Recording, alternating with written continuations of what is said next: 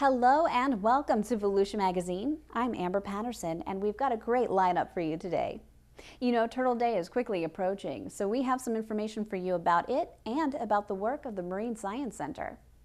You can find out more about trails as we bring you an update about how the Spring to Spring Trail is coming together. We'll even take you on a field trip to the Daytona International Airport with Business Beat correspondent Michelle Coates. And finally, Community Information Director Dave Byron will sit down for a chat with Tom Carey of Volusia County's Environmental Services. Those segments, news, and more coming right up on Volusia Magazine. I hope you stay tuned.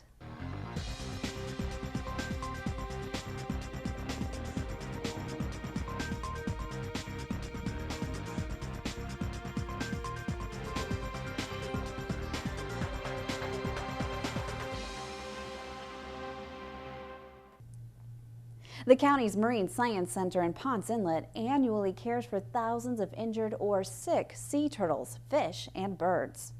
For the last several years, the Marine Science Center has contracted with the University of Florida for veterinary services provided by the Gainesville School. All of the animals at the Marine Science Center require the oversight of a licensed veterinarian who specializes in the rehabilitation of those protected species.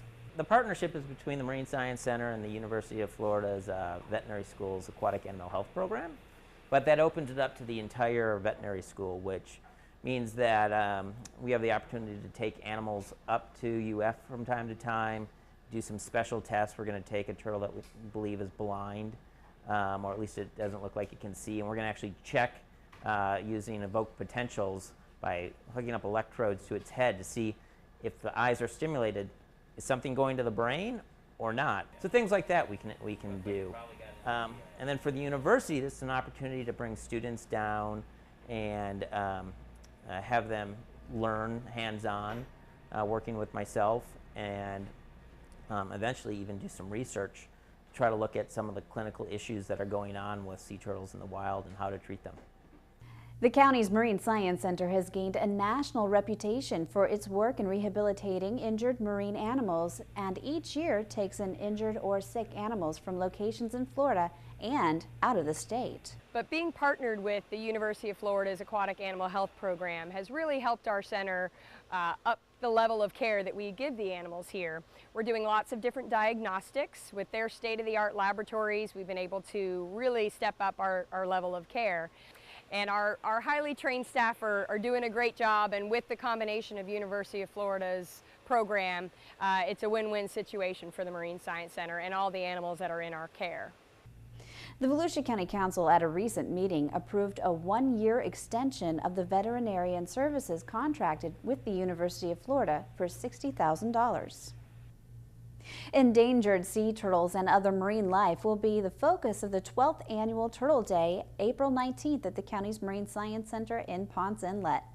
Attendees can meet gloved trained birds of prey and get their hands wet in a 14,000-gallon stingray touch pool, which features cow-nosed stingrays and the hermit crabs. The event lasts from 10 in the morning until 3 in the afternoon, and it's a chance to showcase all of the work that we do, both with our sea turtles as well as with our bird hospital. In addition, all of our exhibits and aquariums, our stingray touch pool, will have music, there'll be food, all kinds of environmental exhibits. It's a wonderful way to celebrate their Earth Day period and a chance to come and see the Marine Science Center. We're free all day, so there's no better deal around, and we just encourage families and visitors to come out and see the Marine Science Center. The Marine Science Center is an environmental learning center that cares for sick and injured sea turtles and sea birds. Turtle Day visitors can learn about marine life in the center's exhibit hall, which includes a 5,000-gallon artificial reef aquarium, a stingray touch pool. They can also watch turtles and birds receive specialized care. Since opening in 2002, the Marine Science Center has cared for more than 900 juvenile and adult sea turtles, 15,000 hatchlings and washbacks, and 1,000 gopher tortoises. They've also cared for freshwater turtles and snakes. The Mary Keller Seabird Rehabilitation Facility at the Marine Science Center has received more than 11,000 birds since its opening in 2004. For more information, you can call the Marine Science Center at 386-304-5545, or you can go online to marinesciencecenter.com. Piece by piece, the Spring to Spring Trail in West Volusia is coming together, bringing outdoor delight to hikers, bikers, and rollerbladers. When complete, the tree-lined trail will stretch 26 miles from Green Spring Park in southwest Volusia to De Leon Springs State Park in northwest Volusia, and it will become part of a statewide system of connected trails. The Volusia County Council recently awarded the contract to build the next Spring to Spring Trail segment. The contract was awarded to Gibbs and Register, a winter garden builder. The 2.4-mile trail segment will begin at West French Avenue at Blue Springs State Park, and it will extend south to Detroit Terrace in Orange City. What's interesting about this segment is it's actually going to go underneath French Avenue, and you'll be able to connect the Lake Beersford Trail, which is 3.7 miles, to that trail segment from French Avenue to Detroit Terrace underneath French Avenue.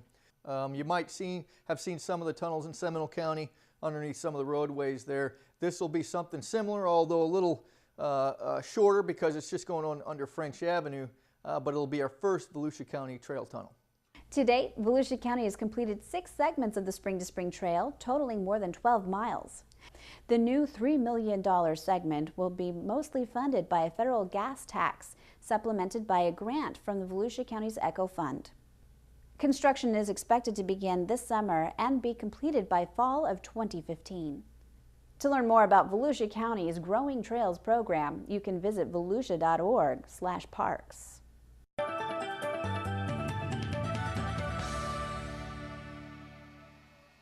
Hello, I'm Dr. Willie Kimmons, a member of the Children and Families Advisory Board. This volunteer group works with the Volusia County Council and makes recommendations that promote healthy children and strong families. It is an honor and a pleasure to serve on this board. The county has openings on several advisory boards, which allow you to play an important role in the policy-making process. If you'd like to share your time and talents with your county government, we'd like to hear from you. Please visit volusia.org/advisory and complete an application of the board of your choice. Today, we must make a concerted effort to save our children, because our children are our future. Thank you.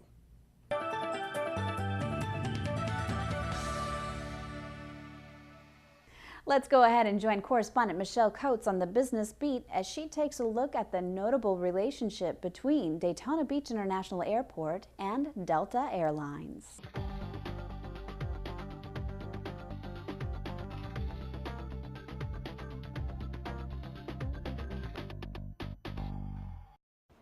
I'm Michelle Coates with the Business Beat. Daytona Beach International Airport and Delta Airlines have enjoyed a beneficial relationship for nearly 35 years. And in the last few years, that relationship has been an award-winning one. Daytona Beach International Airport provides ground handling to Delta and its other carriers and offers this service when marketing to airlines. The Delta Airlines station at Daytona Beach International Airport was awarded Delta's Station of the Year in 2012 and was the first station in 2013 to receive a perfect safety and compliance audit. This is a Total Station Award and a joint effort between Delta and the airport's airside services. We spoke with Steve Cook, Director of Business Development at Daytona Beach International Airport. We're awarded a 5-star customer service award last year and this year as well, along with Delta's customer service. So that partnership has really been a great partnership in producing excellent customer service for our passengers. Daytona Beach International Airport provides ground handling services for all its carriers.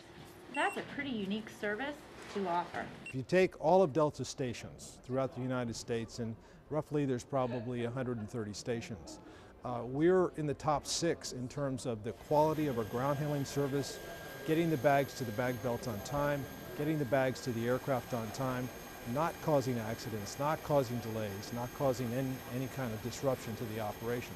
Ground handling covers a lot of area, literally on the air side of an airport. What we do here in Daytona is the ramp piece. Delta does the ticket counter. So what that involves is when you check your bag, that bag has to go behind the ticket counter and has to be cleared by TSA. And then our people pick it up and put it on the aircraft once it has been cleared.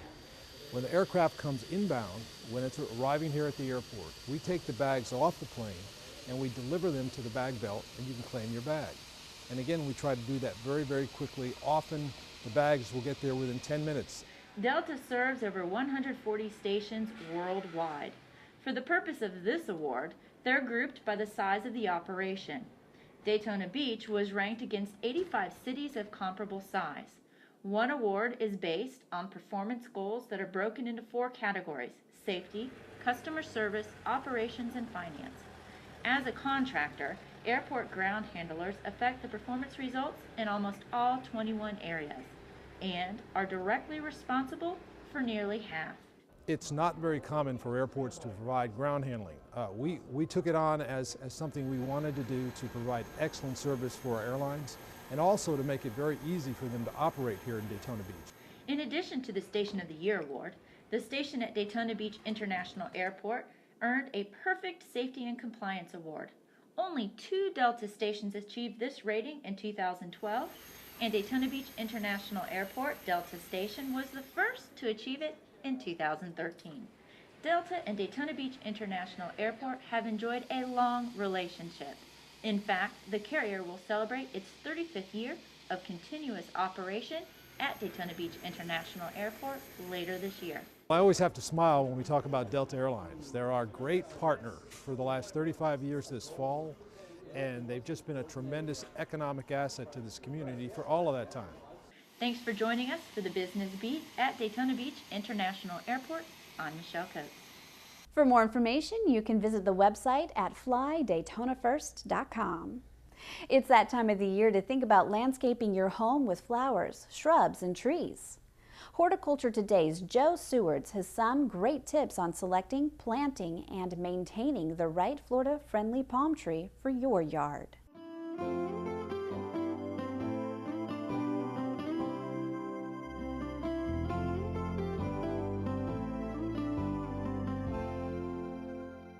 Hi, I'm Joe Sewards, and this is Horticulture Today. Nothing says Florida like a palm tree. Almost everybody here in Volusia County has a palm tree in their landscape. You want to make sure that you purchase palm trees that are adapted to our area. That's the first step in making sure you have a healthy palm tree in your landscape. Parts of Volusia County are warmer than others. Some palm trees might grow in one part of the county and not grow well in another part of the county. It is very important when you're planting a palm tree that you plant it no deeper than it was growing in the pot. In fact, we recommend that you elevate it an inch or 2 above the existing grade of your landscape to allow for settling and to make sure that you don't plant it too deep. Many problems with palm trees are caused because they were planted too deep, and the symptoms of those problems don't always show up right away. They might show up a year or 2 later, and by that time it's very difficult to do anything about it. So planting it properly from the beginning is very important. Also, this time of the year, it being spring, plants are starting to grow. Palm trees are starting to grow, and they will often shed old foliage, or they'll shed parts of the bark as well. This is perfectly normal. A lot of people get worried when they see things falling off their palm tree. This is nothing to worry about. They will grow and they will be fine. Actually, this is a good sign as long as they're not dropping them all at once. But if they're dropping a few leaves or a few parts off the bark this time of the year, absolutely not a problem. Fertilizing your palm trees, very important. Most palms in landscape situations in the state of Florida have been shown by research to be deficient in potassium.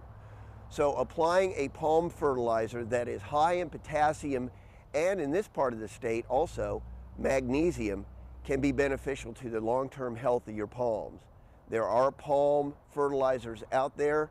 Some of them are appropriate, some aren't. If you have questions about what you should be fertilizing your palm trees with, you can call us at the Extension office and we can help you.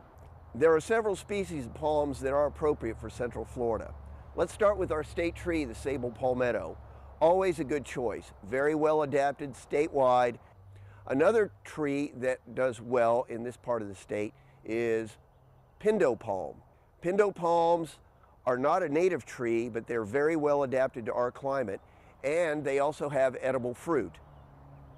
Another one is mule palm, which is a hybrid between the queen palm and the pindo palm.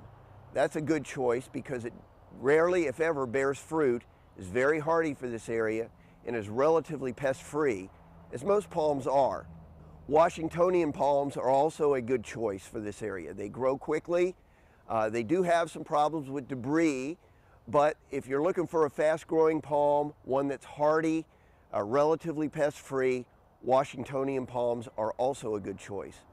Queen palms are a common choice in this area, and they do well in southern parts of Volusia County and toward the beach, but as you progress north and west, you'll have a little bit more trouble with queen palms because they are a bit sensitive to cold weather. So choose your palms wisely, plant them properly, and you'll have a very healthy, happy, Florida-friendly landscape.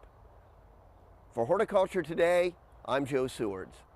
Time now to head into the studio to join our very own Community Information Director, Dave Byron, with his guest, Tom Carey of the Volusia County Environmental Services. Well, thanks, Amber, and hi, everyone. Although we've had some pretty good rainfall so far this year, this is typically the driest time of year in Volusia County. And it's also the time of year when residents turn on their irrigation systems to invigorate their lawns and shrubs. As the days heat up and as we await the arrival of the summer rains, the water table can drop quickly and the wildfire danger can increase every day. With this in mind, we have with us in the studio today Tom Carey. He's the county's groundwater resources manager with the county's environmental management division. We'll get an update on the health of our water table and the need for residents to be water-wise homeowners. Tom, how you doing today? I'm doing good. How are you? Hey, thanks for being with us, Tom. I'm doing fine. Good. You know, we have you in every year at this time of the year. The story's a little bit different this year. Yes. I know in years past we've talked about, how dry the winter was and how, we were going into the spring dry season really in a deficit. Not so this year. What's the story? Well, we get about 5 wells that we chart, actually. We have 42 wells in the network, but 5 we look at. And if you look at all 5 of those wells, each one of them is above the last 2 years. Right. And that's always a good sign. But it's like you said, it's, we've had a lot of rain this year, and it's brought the aquifer up. Right now we're at a surplus, and we typically don't have that in the springtime, but we are sure sitting on one right now. Well, Tom, as you look, let's say, back for the last 18 months or so, what's the story there? Well, 18 months ago we were probably about even, Dave, but we've caught up some in the fall. And also in the winter and early spring. And we have about a 5.34 inch surplus. Now that's about 55 inches of rain. So we're up, maybe about 10% or so in the rainfall, and that's always good news. Tom, you've been monitoring this for quite some time. We talk about the fact that Florida weather goes in cycles, and you get an up cycle and a down cycle, an up cycle, down cycle. Yet again, on the national and even international level, they're talking about funky weather patterns, talking about global warming and that sort of thing. But you have trend data to look at. What does that trend data tell you? Well, we do have trend data, and weather, we can sit here and talk about it, and it's probably going to change. So. But what it looks like, at least for this year, is that we're in an El Nino neutral, which doesn't affect the weather too much. And in the summertime, we should transfer over into a slight El Nino. It doesn't have much effect on our summertime weather. So what we're looking for is slightly above normal temperatures for the next few months with normal rainfall, and we can handle that. All right, so if we go into an El Nino effect in the summertime, is that a good or bad thing as far as hurricanes are concerned? I think it's neutral. It won't have much effect on them at all. Right. Going back to January, we've had a fair amount of rain, just rain within the last couple of days of our taping here. So going into this time of the year, we're pretty fortunate right now. We are fortunate, and like you said, we haven't been in this position much lately. But it's been in a good wet one, and you know, one of the things we look at is the Keach-Byram Drought Index, Right. which is the Florida Forestry Service Index, and it's about forest fires, really. But you know, it goes from 0 to 800, 0 being an absolute swamp, 800 being a desert, and right now we're at 135, which is on the very low and the very low. wet end. Yeah, so very low. we haven't. In fact, that's the lowest we've had in the last 12 months. So that's a good thing. I know. I've seen that drought index well over the 700 mark. So we're very much on the low side of that. We are, absolutely, and that's where we want to stay. I know you are always looking into your crystal ball. Yeah. Probably as good as any weatherman in Central Florida. Seriously, what does your weather data tell you as to when our rainy season will come, or what do you know about the rainy season this year? It'll probably start fairly normally, probably in June sometime. Usually about mid-June is when the rainy season kicks in, and it lasts through the month of September. If we get it a little bit early, that would be great. As you well know, April is our driest month. Right. You know, the big saying nationwide is April showers bring May flowers. Well, if you look on a weather map, it doesn't everywhere else but Florida. Right. But we're kind of in between here in the month of April in Florida, because we stop getting the frontal showers that come in because the cold fronts stop. Right. But it's not hot enough to have the convective thunderstorms that Right. we're used to experiencing. So that's what makes April our driest month. And you know, as we've said many times, Tom, this is the time of the year when you get these dry conditions and people trying to get their lawns and shrubs back into green condition and so forth, they crank on those sprinklers. So you've got this, Tom Carey coined a phrase called the double whammy, Right. where you have, you know, an unusually dry period and water consumption goes up, and that's the double whammy, and that's what you see this time of year. You do see it, and you know, you can liken it to a bank account. Like if you happen to lose your job and you need to take money out of your bank account, but you're not putting any money in. That's kind of like where we are with the weather. You know, you're taking water out of the aquifer, but typically it's a dry season. You're not putting a lot back in, so there you have the double whammy to the Florida aquifer. Yeah, and you know, Tom, so many times we've mentioned the fact that a lot of people overwater their St. Augustine grass. They don't need to water it as frequently as a lot of people do. In fact, you could actually have a negative effect on your lawn that way. And second of all, if you water during the day, you might as well be throwing your money out on the road. Right, that's where the water restrictions come in. Right. Now, any household in Volusia County is limited to 2 days a week. And statewide, I was on a committee statewide several years ago, and that's one thing that we could all agree on, and Florida is actually a very diverse state, is that 2 days a week watering during daylight savings time is perfectly fine. Right. And the second thing you mentioned was during the middle of the day when it's really hot, if you water then, you lose your water to evaporation to the rate of 70%. So 70 cents out of every dollar is going back up in the air. You don't want that. Absolutely. Tom, I know that you know, you take the pulse of our underground water supply every month. You have what, close to 50 wells, I think, Right, 42 wells. that you look at. Tell us how you do that. Well, we go out to each one of the wells, and basically you get the water level in them. And the top of the water casing, the well casing, is surveyed in. So you get that figure and you put it against the height of whatever what that measurement is at the top of the casing, and it gives you the mean feet above sea level. Now, most of the wells are on telemetry, so they are actually beamed straight to the Water Management District. Electronically, they send us the information, but we have about 14 wells or so that are not, that we physically have to go to and we measure.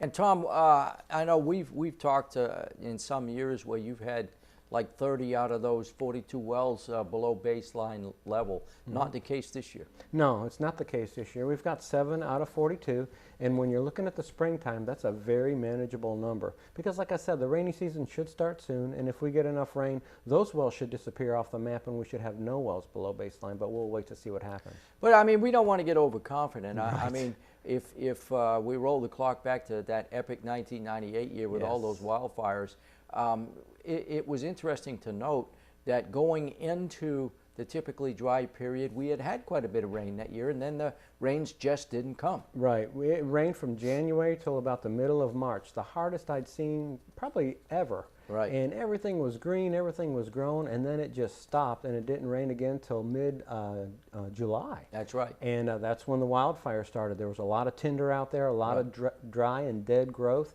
and heck, our county caught on fire basically. No question. Yeah, the entire Flagler County got evacuated. It was really something.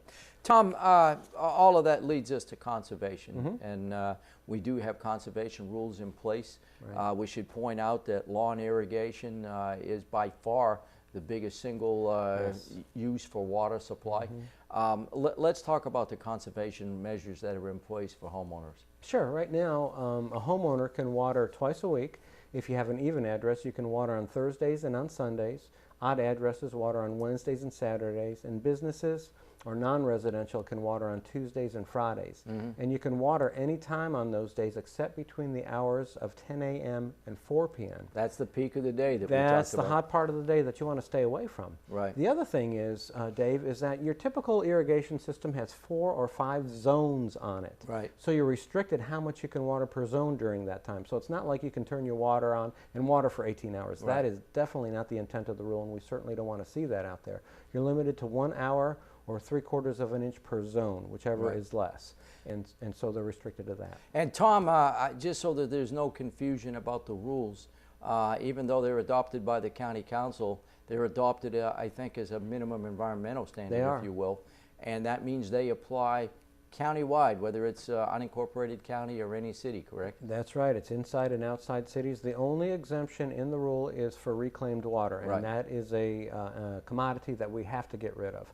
But if you're on a lake, if you're on a private well, if you have city water, any of the above, you are restricted by those general restrictions, yes. And obviously, we always encourage people, Tom, if they're building a house or perhaps if they're redoing the landscaping, really they should think very strongly about Florida native plants, xeriscaping and so forth, to try to reduce the amount of plant and vegetation that requires a lot of water. Yeah, there's a lot of water efficient plants out there, native and non-native. Of course, we like to see the native plants out there. And you know, limited turf grass is good. And you know, in the long run, it kind of turns out better for the homeowner if you don't have a lot of grass to cut. So we ask, you know, we tell them they should limit the amount of turf grass on their property. Tom, for people out there that may want to get more information and want to make sure they check those regulations and so forth, how do they get more information? Well, we've got everything on the web at volusia.org/environmental. Well, Tom, I want to thank you for sharing the information. Certainly hope that we get through the spring and into the early summer with normal rainfall. We won't have to be talking about drought. But if we do, we'll have you back. Okay, that sounds good, Dave. Thanks. Our guest today, Tom Carey, he's the Groundwater Resources Manager for the county's Environmental Management Division. And with that, Amber, we'll go back to you. Thanks, Dave, and thank you for watching Volusia Magazine. If you have any questions about the show, you can feel free to give us a call at any of the numbers you see listed here, or you can log on to volusia.org and click on the News tab at the top of the screen to find us. Incidentally, you can find the County Council's meeting calendar there too. In fact, you can use volusia.org to find out about meeting dates, workshops, topics of interest, activities, and how you can become involved. And we hope you won't forget to listen to Volusia Today. It's Volusia County Government's weekly public radio program. Volusia Today airs every Tuesday and Sunday mornings on the local radio stations you see on your screen. For Volusia Magazine, I'm Amber Patterson, and I hope you have a wonderful evening.